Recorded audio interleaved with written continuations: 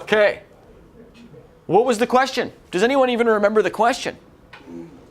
Are you going to explode while we discharge? Okay, not everyone at the same time. What do you do? What happens to you when your core beliefs or your values get fucked up? Yeah, why are they so important to me that I develop these extremely shitty, horrible behaviors in order to make it not happen? But then it makes it happen even more, but I don't know that. So I keep doing it. It's to protect yourself To protect myself from what? from being hurt. From being hurt how? To your core belief. Again, nothing's going to happen to me if you guys all hate me right now. I'll be fine. Still have my job, still have my place. Mentally, Well, well, discharge. Failure? Failure. It's ingrained in you. Like, you not want to get hurt emotionally. Why is it? Primal instinct. Since Yeah, what? Primal What primal instincts? Fuck, man, this is tight. Okay, there's another level that goes deeper than that. Okay, so this is the collective unconscious. This is the part of the unconscious that human beings share with each other. Okay? It's in part biology, evolution, archetypes, if you're into that sort of thing, and if you're not, if you're one of those losers, you will call them memes. Mimi. That's like a Richard Dawkins thing. This is 40. No, this is about 50 years old. It predates internet memes. This is the original meme. Okay, but our the prime biological function of human beings are survival and procreation. Now, the belief system does serve to orient us in the world, and it does serve to help simplify the overwhelming complexity so that we know how to act, to orient ourselves, direct ourselves. It's to help us explore. It's to help us enhance our survival, higher order survival. But essentially, one of the main functions of the belief system is to protect us from death anxiety. So here's the thing. These days, when I'm walking down the streets at night, I don't think I'm just going to die. I don't, back in the day, way back in the day, there was man-eating fucking tigers. There was like poison arrow frogs that you touch them and their skin secretes and you just die. If you get like syphilis, you die. Like everything, yeah, you go. Ghost in the Darkness, the movie. Yeah, Ghost in the Dark. It still happens. Weren't you in that movie? Are you the main character in that movie? Look at him. He looks like Val Kilmer. No, you actually do though. So it's to protect us from death anxiety. So I don't need to. This is higher order survival. I'm not just going to die at any second. I can get most diseases and be fine. I don't need to worry about that shit anymore. But here's the thing. Those survival instincts aren't going anywhere. Evolution is a very slow, conservative process that takes thousands and thousands and tens of thousands and hundreds of thousands of years. So my basic primordial survival instincts, obviously because I am a biological organism, I'm not a robot, they're still there. But guess what? There's no fucking tigers here. There's no poison arrow frogs. What we've done is we've built this whole world around ourselves. These little boxes, right? We have shelter, we have unlimited food. Even when I was homeless, I had unlimited food because I could just steal it. And that's what I would do.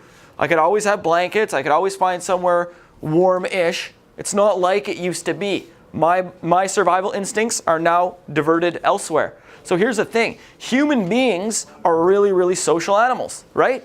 Am I right? We die without each other.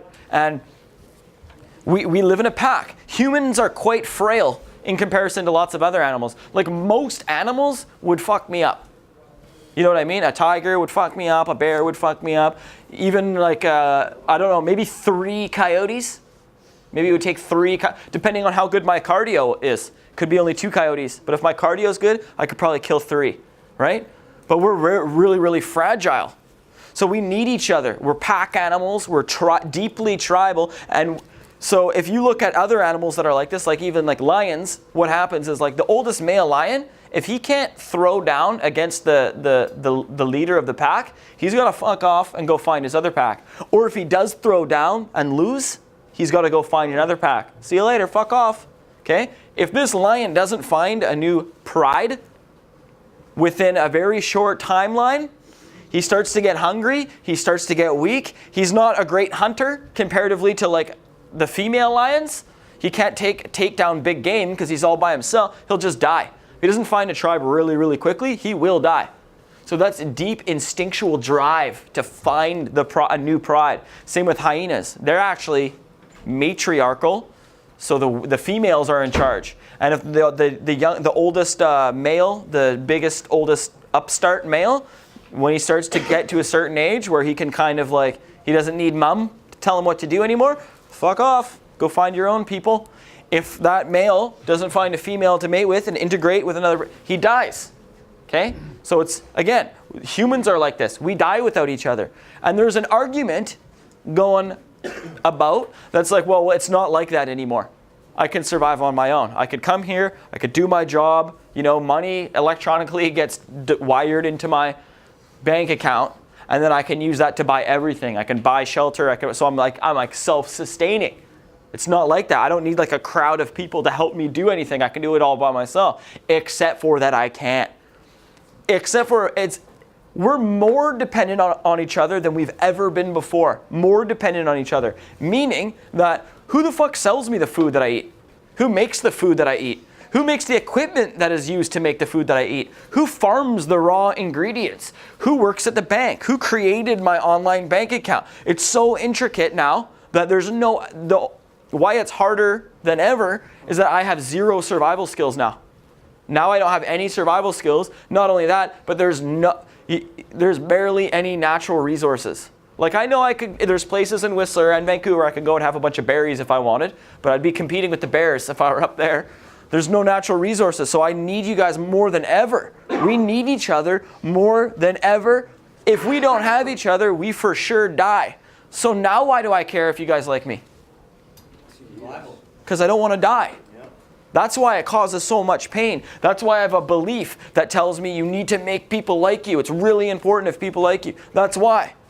And then that's why I fuck you guys over for instant gratification. Because it's a survival instinct. I don't give a fuck. When I'm trying to survive, I don't give a fuck what happens later. I want something to work now. Because here's the problem.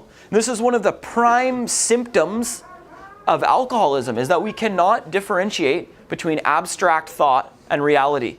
Do you guys get that? So we can just think something and our bodies will react as if it is real. Do you guys get that? Okay. Just one moment, please.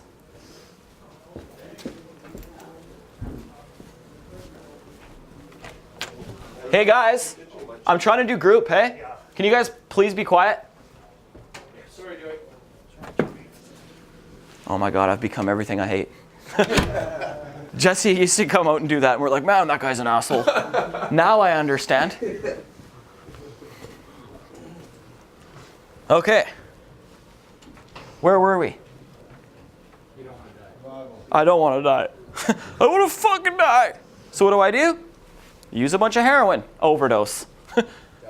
We tend to do the exact opposite of what we set out to do. With these defects of character, we're trying to make ourselves feel better. And immediately, yeah, we do make ourselves feel better. Oh God, good, I got the respect I deserve. Oh, thank God they like me. I'm not going to be ostracized from my tribe. Thank God. But later, it fucks me over. So these defects, really good short-term plan. Horrible medium to long-term plan. But here's the thing though. I'm not in threat for my life. So when you guys don't like me, like, oh, and I react to it, I'm reacting to that survival instinct, but I'm not in danger of dying. Do you guys understand that? So I can't differentiate between abstract thought from reality. I'm threat sensitive. So these little things that go on are actual threats to me. They're legitimate threats. That's why I have to fucking stamp out these problems. So the respect, yeah. Is that because like you start to overthink it? Like if we don't like you, you may lose your job, you may not have money. No, I don't overthink it. Okay. I don't think about it. It's an immediate physiological embodied reaction. Here's the thing. The thought used to be the brain controls everything. Whatever happens to the brain is going to happen to the rest of the body type thing. But now we know it's a two-way street. My physiology can affect the way that my brain works. So when you fucking whip a ball at my face as hard as you can, my brain is not doing anything. Well, I'm sure it's actually doing millions of actions per second, but not in relation to the ball. My central nervous system, it's faster if my central nervous system takes care of that because of the increased distance. So when someone whips a ball, I don't think, I just, holy shit, I dive out of the way. It's an immediate physical embodied reaction. When my survival instincts get triggered, even though they shouldn't, they do by my beliefs getting triggered. Okay? It's an immediate embodied reaction. My brain then notices my body's reaction and my brain goes, oh shit, there's something going on. He's going to die. And then my brain, so it's not overthinking, it's no thought. I like to call them a possession. It's a possession. It comes over and it takes over me. External fucking events trigger my basic human instincts, and then survival Joey arises to the surface. And survival Joey is very selfish, very defensive, very hurtful, only focuses on the actual task at hand. There's only so much that we can have going on in consciousness, right? So what happens is that these base emotional, motivational systems, when they arise in consciousness, they take over consciousness. So you know those Snickers commercials, you're not yourself when you're hungry. You're not. You're not actually yourself.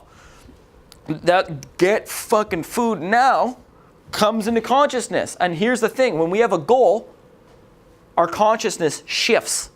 When any goal or there's any motivation, our consciousness shifts. You could describe our consciousness in three parts. Things that will help us get our goal, things that get in the way of us getting in our goal, and the vast, overwhelming majority of things that are completely irrelevant. If I'm gonna someone's holding a gun at my head, I don't care what the walls look like. I don't care if my foot hurts. I don't care about anything else other than that complete tunnel vision. That system arises, it consumes me. Have you guys ever been mad? Just mad. Like when I get mad, I am anger. I'm not thinking, hey, is this good for me? I'm not thinking, hey, maybe I should not be this angry. Hey, does the infraction actually warrant this level of aggression from me? Maybe that's not what... I don't think of that shit. All I think of is kill the threat. Put him back in his place. Do whatever, or run away. Fight, flight, or freeze. One of those three things. So when I get triggered, these instincts consume me. Do you guys understand that? If there's a building on fire and it's gonna get me, or let's just say there's a hallway leading to the exit and there's an old lady standing there in the middle, and it's a narrow hallway, she's taking up the whole hallway, and someone's running behind me shooting a fucking machine gun, and I go, move lady, and she doesn't move, what am I gonna do? Fucking drop her. No, I'm just joking.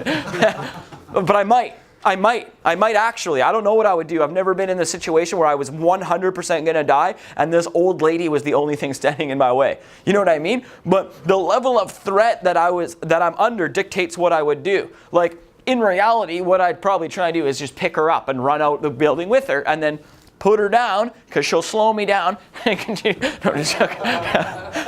and continue to run, right?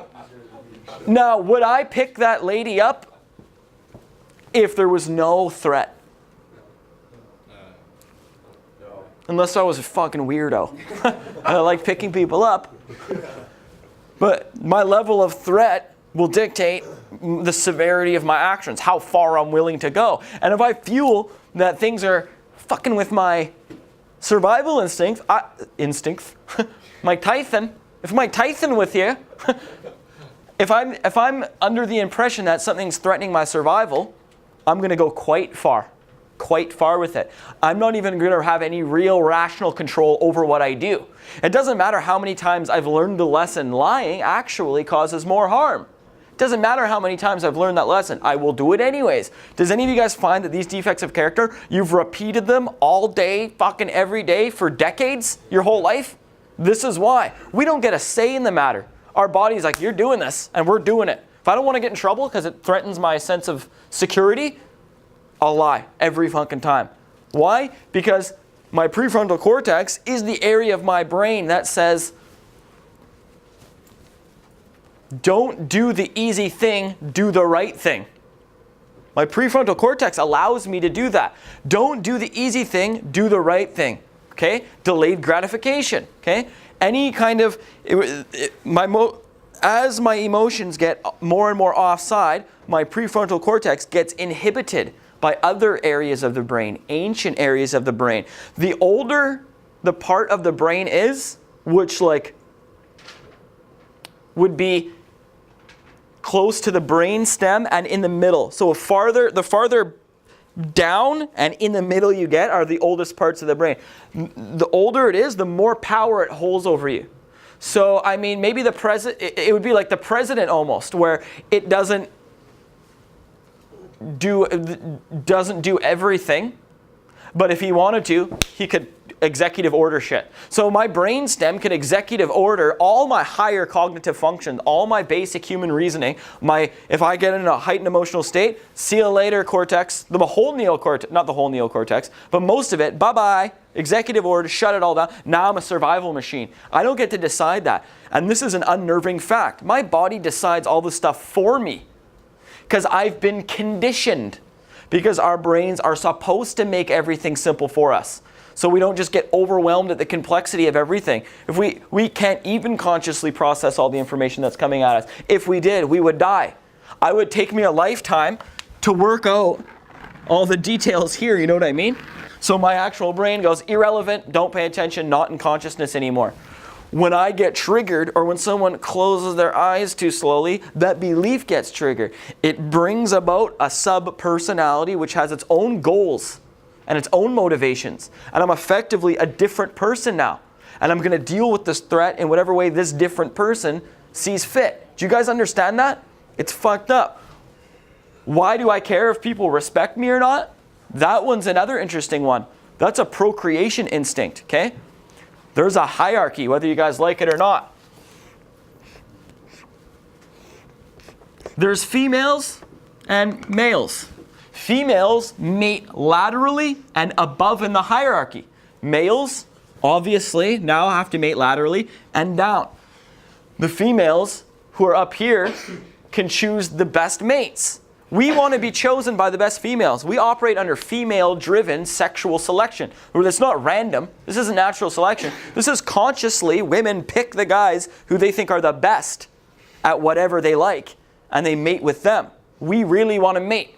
It's up to us now to compete with each other for favor in the eyes of the female. This is why men are more competitive. This is why we're more aggressive. This is why we're more violent. And this is why it's different. You guys will understand this. When I'm talking with a female, or I'm working with a female, or there's like a problem between us, it's different than when there's a problem with me and a male. Because when I'm talking to a male, or I'm going about my business with one of you guys, or I'm telling you, there's always violence implied.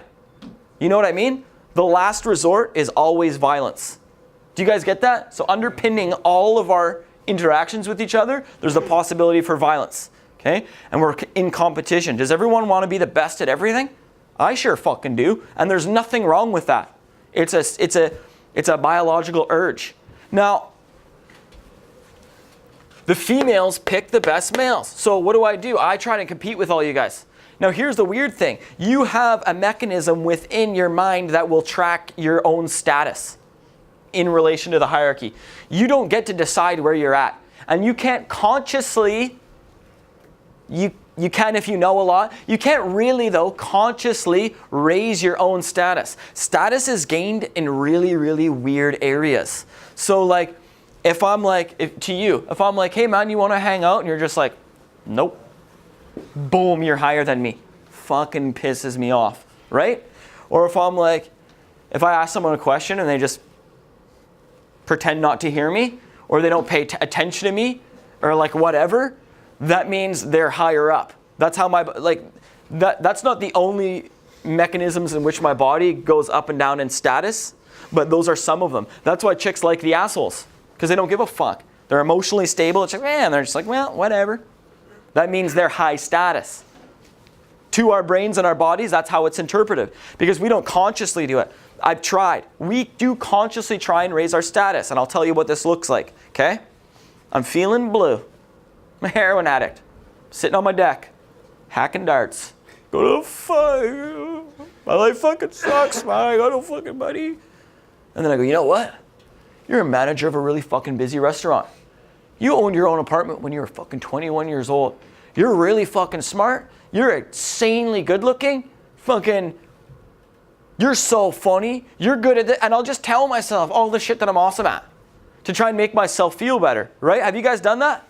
Actually, I'm this guy.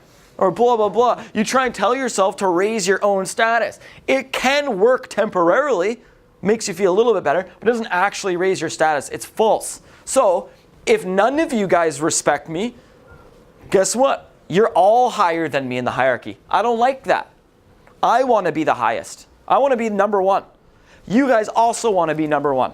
And again, I'm not saying there's anything wrong with that. I really don't think there's anything wrong with that. If you're going to be a dick about it, there's something wrong with that. But what human, and if you get fairly high and you're okay, that's fine too. It's associated with serotonin. The more serotonin you have, the less neurotic you'll be. So if you have a lot of serotonin, you'll be less susceptible to negative emotion. More serotonin is associated with being high status. When you're high status, you don't really care about that shit very much. Like, if someone walked up to Michael Jordan and was like, hey, you're not even that good of a basketball player, he probably wouldn't take offense. He'd just be like, oh, okay, sure. You know what I mean? The greatest basketball player that ever lived, arguably the greatest athlete. Like, he was better at basketball than Wayne Gretzky was at hockey. I don't know that, I'm just saying. Arguably, he's the best. No one's mastered anything as much as he's mastered basketball. So when someone tells him you're not good, he's not going to care because he has high status, high serotonin. Okay? This is the dominance or the competence hierarchy. Now, if in the animal kingdom, what will happen? You know how two animals like beef with each other? And they're like, "Arr, arr, arr," and then one of them will back down. Like, they don't always fight to the death or fight at all. One of them backs down without making it to a fight. You guys know that? Yeah. The one that backs down usually most would have lower serotonin. Okay, human beings are like that, but there's another factor at play, meaning that we're conscious. So maybe we're going to scrap and I have lower serotonin than you. So that would mean I should back down, but I might not, because I might have a belief that says, like, if you don't fight, you're a fucking bitch. Okay? And then I'll have to fight you even though I don't want to. You have higher serotonin than me, so you're more confident than I am in the fight. It doesn't mean that I won't fight. It just if I have a belief like that, which I don't. And say you win the fight. Does that do anything for your love? Oh, fuck yeah. That does a lot. So here's the thing. We reward aggression way too generously in this culture. We reward the aggression. And here's the thing. If you guys want to get in, there's this guy named Robert Sapolsky. He teaches, I think, at Stanford. He's like a biologist and a neuroscientist. But he studies a lot about testosterone. Testosterone doesn't make you more aggressive. Okay? It actually does, and it doesn't create aggression. When it does, it will increase whatever behavior in that culture increases status. So one of his more funnier lines is, if you gave fucking testanenthate and some fucking D-balls to a bunch of Buddhist monks, they would rampage around this whole fucking city doing random acts of kindness. Because in their way of life, that the nicer you are, the higher status you are. In Western cultures, we reward aggression too much. Oh, there's all these Arnold Schwarzenegger movies. There's Bloodsport. You know, there's all these fucking... Remember, you can't see? Yeah. He's like, so dumb. It's a good movie, though. But we reward that stuff so well, so that's what we associate with status. Aggression is status. You guys will know it. Every single video on YouTube, this person owns this person. This person destroys this person. And we watch somebody like just get fucking their soul shattered. And we're like, fuck yeah. And you know what I mean? It makes us so happier when somebody like, you know, when someone, even if you just don't like the person and they're talking and you're like, yeah, shut the fuck up, bitch. And the guy's like, oh, okay, I'm sorry. You're like, you fucking are like, yes, I am the fucking man. Like, it makes us feel really, really, really good. Just because that's what biology so far has told us, status equals that. So if you have dominance, you have status. We're getting away from a dominance-orientated status, we are, into more one of competence. Because, here, let me describe this. Yep. But it's always harder to get over someone when they dump you than is that status. Oh yeah, that's status related. Same with the fact that men care a lot more about that than women do. Like, I've dated women and they're like, if you cheated on me and you were really apologetic and you promised not to do it again and it didn't mean anything emotionally, I would still be with you. I'm like, if you even looked at someone, if you even breathe one more time, you're done. You know what I mean? Not obviously literally, but like, we're way more fucking, because we compete. Women choose. A disproportionate of men have the majority of the reproductive success. Okay?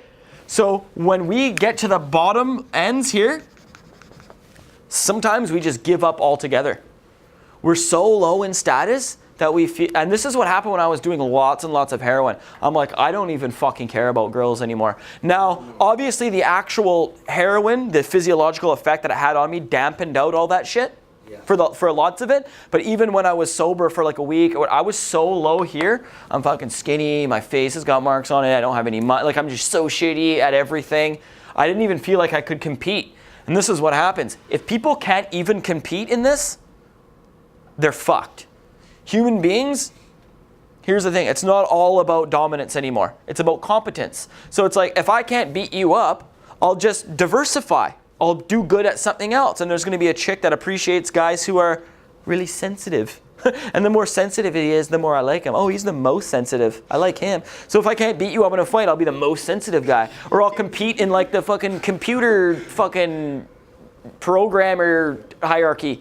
We have millions of different hierarchies.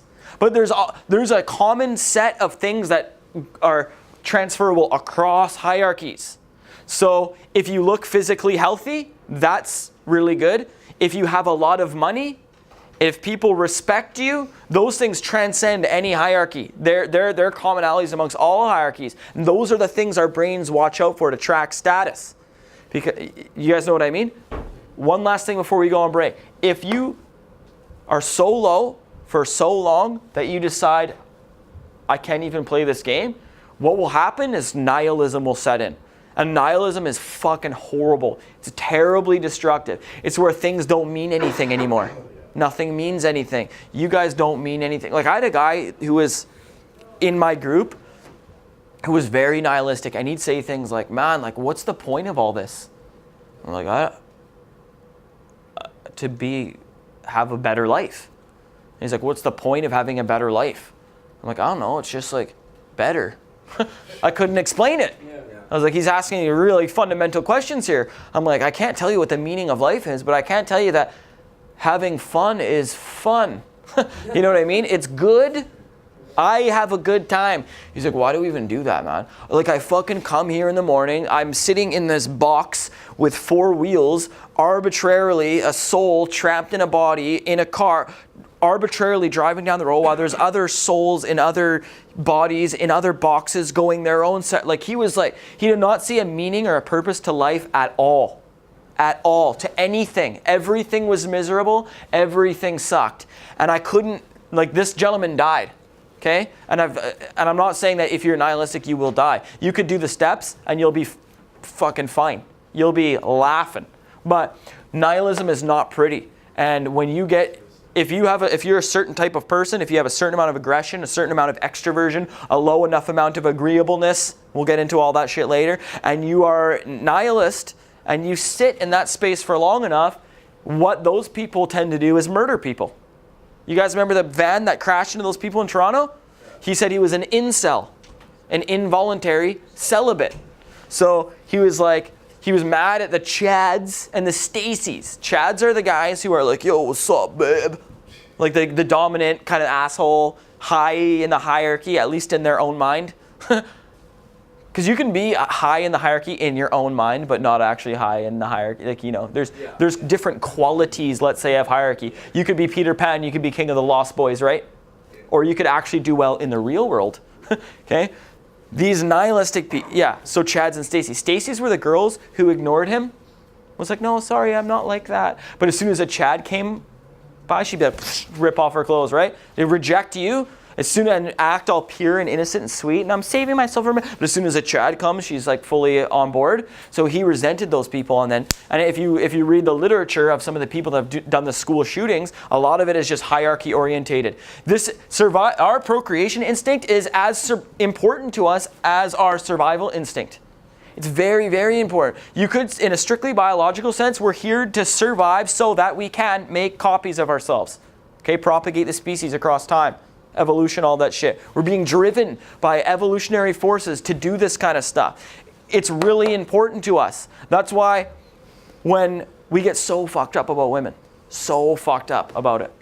What's if a woman cheats on us? It devastates us. And that's we're really, really, really high status. Or that's why we're competitive. That's why we one-up each other. That's why we treat other people like shit. Like, fuck, you know how there's like the scapegoat, make fun of somebody else to make yourself feel better. Well, when I make fun of someone else, it tells my body that I'm higher up in the hierarchy than them. So here's the thing, man. Back to these core beliefs I have, if I do anything inappropriate, people won't hate me. Intellectually, I understand that I'm not going to die. But my body reacts that way. Do you guys understand that? Okay?